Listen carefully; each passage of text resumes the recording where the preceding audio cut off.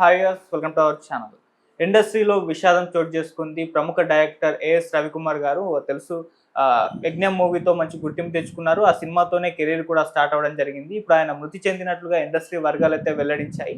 So ఒక్కసారిగా ఇండస్ట్రీలో కూడా విషాద ఛాయలైతే మునిగిపోయాయి. అయితే ఆయన ఫిల్మోగ్రఫీ గురించి, ఆయన జర్నీ గురించి మొత్తం కూడా డీటెయిల్స్ తెలుసుకునే ప్రయత్నంలో ఆయన మిత్రులు and senior journalist Aravind Kolli గారు మన స్టూడియోకి వచ్చేసారు. ఒకసారి వారిని అడిగి ఏఎస్ రవికుమార్ గురించి తెలుసుకునే ప్రయత్నం అయితే చేద్దాం. సార్ నమస్కారం సార్. సార్ ఇందాక మార్నింగ్ న్యూస్ రావడం చూస్తాం. ఏఎస్ రవికుమార్ గారు సో మంచి సినిమాలు తీశారు. 'యజ్ఞం' మూవీతో పరిచయం అవ్వడం కూడా చూస్తాం. సో ఆయన మృతి చెందినట్లుగా వార్తలు వస్తున్నాయి. అసలు ఏం జరిగింది ఆయనకు, మరి ఆయన ఫిల్మోగ్రఫీ గురించి, ఆయన జర్నీ గురించి మిత్రులుగా మీ మాటల్లో సార్. దాదాపు నాకు ఏఎస్ రవికుమార్ చౌదరి ఒక 7-8 సంవత్సరాలుగా పరిచయం. కానీ చాలా ఆవేశపరుడు, చాలా అంటే భావోద్వేగాలు ఎక్కువగా ఉండేటటువంటి వ్యక్తి. దాదాపు 10 సంవత్సరాలుగా పరిచయం, 10-11 సంవత్సరాలుగా పరిచయం. 7-8 సంవత్సరాల క్రితం ఆయన నేను ఇంటర్వ్యూ కూడా చేశాను. అయితే రవికుమార్ చౌదరికి సంబంధించినటువంటి విషయం ఏంటంటే, ఆవేశపరుడు అని ఎందుకు చెప్పానంటే, చాలా స్పాంటేనియస్గా రియాక్ట్ అవుతాడు. అసలు అప్పటి వరకు కామ్గా ఉన్న మనిషి ఎవరన్నా ఏదైనా ఒక మాట అనగానే మరి అది ఆయనకి ఎందుకు ట్రిగ్గర్ అవుతుందో చాలా స్పందించాడు. అట్లాగే పిల్ల నువ్వు లేని జీవితానికి సంబంధించినటువంటి ప్రొడక్షన్ సమయంలో నేను ఆయనతోటి కొంత ఎక్కువగా కలిసేవాళ్ళం, ఫ్రీక్వెంట్గా కలిసేవాళ్ళం. కలుస్తున్న క్రమంలోనే పిల్ల నువ్వు లేని జీవితం చివరి క్లైమాక్స్ రాసే క్రమంలో ఆయన నా సలహా నాకు చెప్పారు. చెప్పి నా పాత్ర నన్ను ఇన్వాల్వ్ కావమని అడిగారు. అడిగే క్రమంలోనే ఒక కంక్లూజన్ రాసాం ఇద్దరం. అప్పుడు మాతో పాటు డైమండ్ రత్నబాబు అని ఆ సినిమా రైటర్ కూడా ఉన్నారు. ఆయన, నేను, రత్నబాబు ముగ్గురం కలిసి కూర్చొని ఆ చివరి కంక్లూజన్లో ఒక సీన్ని నెరేట్ చేసే క్రమంలో కొంత నాకు అటువంటి సిమిలర్ సీన్ నేను స్వయంగా చూసినటువంటి వాడినిగా నా పాత్ర కావాలి అని ఆయన కోరారు. కోరితే ఖచ్చితంగా కూర్చున్నాం, రాసాం. దాపరికం ఏం లేదు. ఇది నా ఇంటర్వ్యూలో కూడా చెప్పారు. ఆయన చాలా ఇంటర్వ్యూలో చెప్పారు. ఓ జర్నలిస్ట్ మిత్రుడు సహకారం తీసుకున్నాను అని కూడా చెప్పారు. నా ఇంటర్వ్యూలో అయితే క్లియర్గా చెప్పారు, మీరే ఆ కంక్లూజన్ మీ మూలంగానే వచ్చింది. అదేంటంటే వైస్రాయ్లో ఏదైతే జరిగిందో దానికి సిమిలర్గా రాయాలి అనేది ఆయన ఉద్దేశం.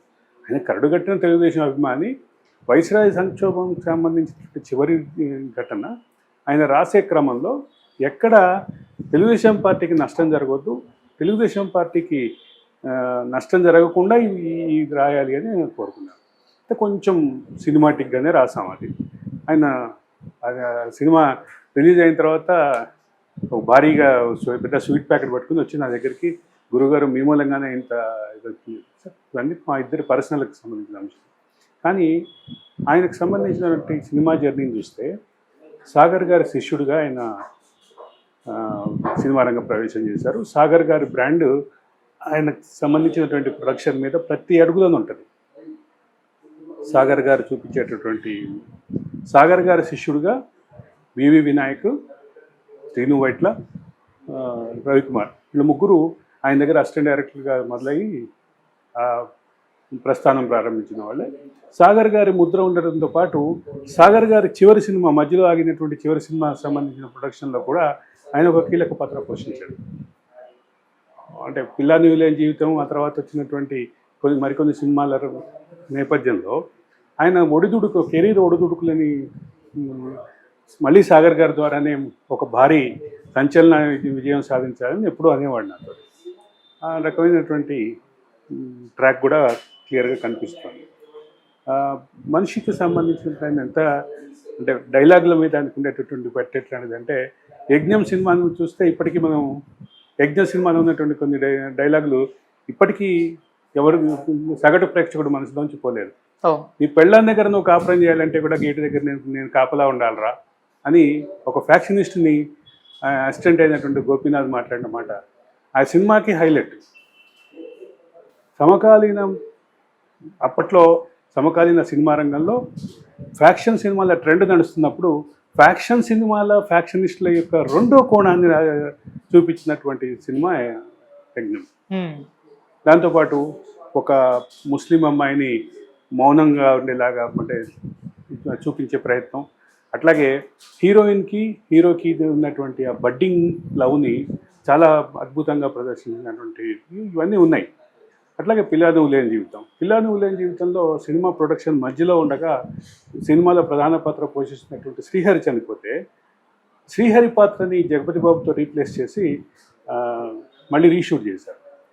చేసినటువంటి క్రమంలో కొంత దానికి సమయము ఖర్చు అంతా ఎక్కువైనప్పటికీ ఇప్పటికీ సాయి ధరమ్ తేజ్ సినిమా జర్నీలో అదొక ప్రధానమైనటువంటి పాత్రగా చెప్పాలి. సాయి ధరమ్ తేజ్ అయితే కెప్టెన్ అని తప్ప ఇంకో రంగా పిలిచేవాడు కాదు. నాకు తెలిసినప్పుడు నాకు బాగా గుర్తు, కెప్టెన్ అనే మాట మాత్రమే వాడేవాడు డైరెక్టర్ కోసం. ఎందుకు అంటే director is the captain of the ship అనేది ఒకరోజు మేమిద్దరం సరదాగా మాట్లాడుకుంటున్నటువంటి మాటని ఆయన సాయి ధరమ్ తేజ్ తోటి అన్నారు. ఆయన అదే ఉద్దేశాన్ని చివరి వరకు క్యారీ చేశారు. నాకు తెలిసి ఇప్పటికి కూడా ఆయన అదే భావంతో ఉండి ఉండొచ్చు. కానీ ఒకటి చెప్పాలంటే చాలా ఆవేశపరుడు, ఎక్కువగా భావాలకి స్పందించేటటువంటి వ్యక్తి, చాలా సున్నితమైనటువంటి భావాలు ఉండేటువంటి వ్యక్తి, ఎప్పుడు ఏ రకంగా రెస్పాండ్ అవుతాడో తెలియని మనిషి అని కూడా ఆయనకు ఉన్నటువంటి పేరు. ఓకే, ఇది ఈ నేపథ్యంలో మేమైతే ఒక మంచి మిత్రుడిని కోల్పోయాం. అది కేఎస్ రవికుమార్ చౌదరికి నాకు ఉన్నటువంటి. ఓకే సార్, యజ్ఞం మంచి మూవీ, ఆ సినిమా ఒక సెన్సేషన్ క్రియేట్ చేసింది. తర్వాత పిల్ల నువ్వు లేని జీవితం ఒక మెగా హీరోని సూపర్ హిట్ తో కూడా పరిచయం చేశారు, లాంచ్ కూడా అది. కానీ ఆ తర్వాత ఆయన సినిమాలు చూసుకుంటే అడపాదడపేరు చేసినట్టుగా చివరి రోజుల్లో కూడా బాలకృష్ణ తోటి సినిమా అద్భుతమైనటువంటి ఆపర్చునిటీ అది.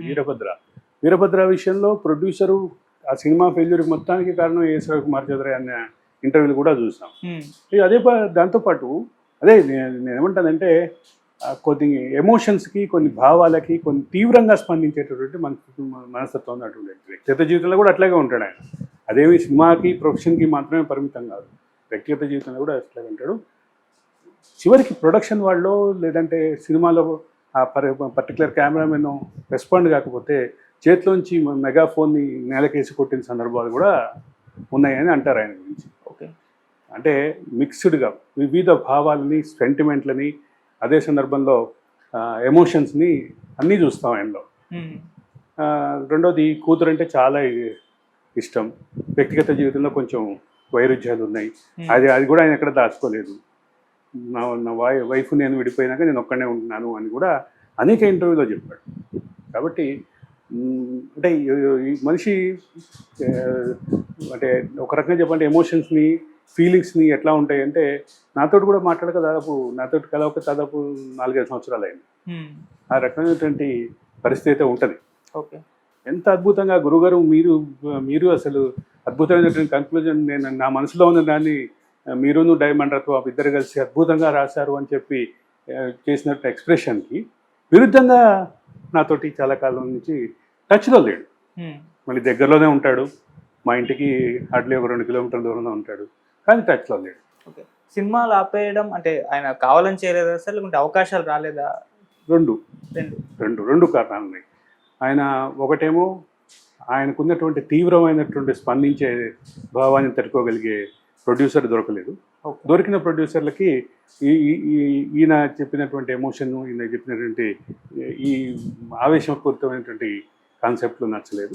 లేదా ఇంకొక పక్కనేమో ఆయన అనుకున్నటువంటి ప్రొడక్షన్కి సంబంధించి గ్రౌండ్ అవ్వలేదు. ఇట్లా రకరకాల కారణాలు ఉన్నాయి. ఏదేమైనా రవికుమార్ చౌదరి యజ్ఞం ఇది తెలుగు సినిమాలో మర్చిపోలేని పేర్లే. యజ్ఞం అయితే చెప్తున్నాను కదా, చివరికి నువ్వు నీ భార్యతో కాపురం చేయాలన్నా బయటకు నేను కత్తి పట్టుకుని ఉండాలరా అనే ఒక మాట, దాంతోపాటు ఆ సినిమాకి సంబంధించినటువంటి సీక్వెన్షియల్ క్రోనలాజికల్ ఆర్డర్